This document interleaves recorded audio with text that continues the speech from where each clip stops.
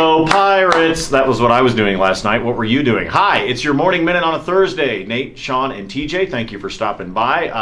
Shawn, the Rockies tried to blow it. They really tried to completely ruin the day. They tried to make Wednesday a hot pile of garbage, and in came the Pirates to rescue them. Yeah, the Rockies had nothing to do with that. The Rockies absolutely did blow it. The 16 out of the 18 innings that they finished with the Giants, they scored a grand total of 1 run. Wasted pitching performances. This is the worst team in the National League. Now, the Rockies go to San Diego. They get 4 games there. To my mind, guys, not only is it going to be interesting, but if you can't win at least 3 or 4 from the Padres, 6-game road trip against the 2 worst teams in your division, 2 of the worst teams in the NL, mind you, and you can't take half of them, you don't deserve to go to the postseason anyway.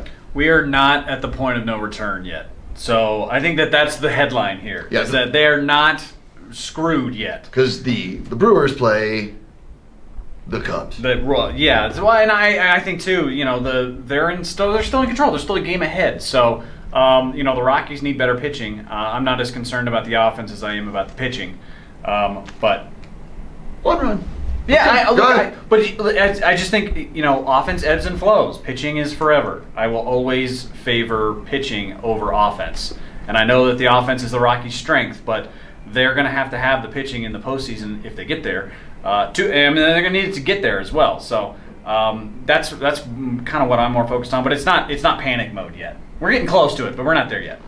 So we get a chance to root for the Cubs. I already told you yesterday we're going to root for the Cardinals. We're going to root for anybody that can help make life easier at 20th and Blake. That's what we're looking forward to. I do not want to play game 163. Nope, don't want to do it. I'll take a wild card game. I don't want game 163. And the more I keep looking at the schedule and the more I was looking at the scoreboard last night, the more I was panicking about game 163. So I was rooting for the Pirates. I was watching the game digitally on my laptop and I was sweating. That's what you're doing to me, Rockies. You got to stop doing that stuff. All right, preview.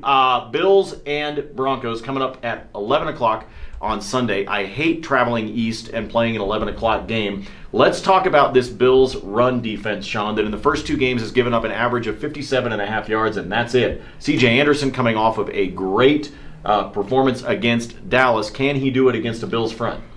Not that kind of performance, no. I don't think realistically that's the case because the Bills are very stout right up the middle. That's where the Broncos and C.J. Anderson specifically need to be able to run to succeed. Anderson's not a guy that's going to bolt out to the sidelines all that quickly. That's not what he's going to do. He's been running with power and force and purpose, but it's been up the middle. This is what Buffalo takes away. So the Broncos, for the first time this year, will have an idea of how much their passing game, how much Trevor Siemian has evolved, because they're not going to be able to dominate the clock with the running game like they had in the first 2 weeks. The key to their success on offense, in my mind, is to make sure they stay committed to the run, because they're going to struggle.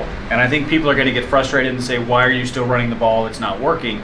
They need to keep doing it. And I think that was the key to their success in the first 2 weeks, is that C.J. Anderson he's the only running back in the NFL who got a minimum of 20 carries in both of those 2 games. So I think that's huge that they stay committed to it. And what is going away from the run do to you? It does exactly what it does to Dallas on Sunday, where they got away from the run when they shouldn't have. So keep that in mind. More Bills Broncos preview tomorrow, 7 a.m. on a Football Friday edition of the program, AM 1340, FM 1047, Mile High Sports. We will talk to you tomorrow on the Morning Minute and tomorrow on the radio show. Thank you for stopping by. For TJ, for Shawn, I'm Nate. We'll see you.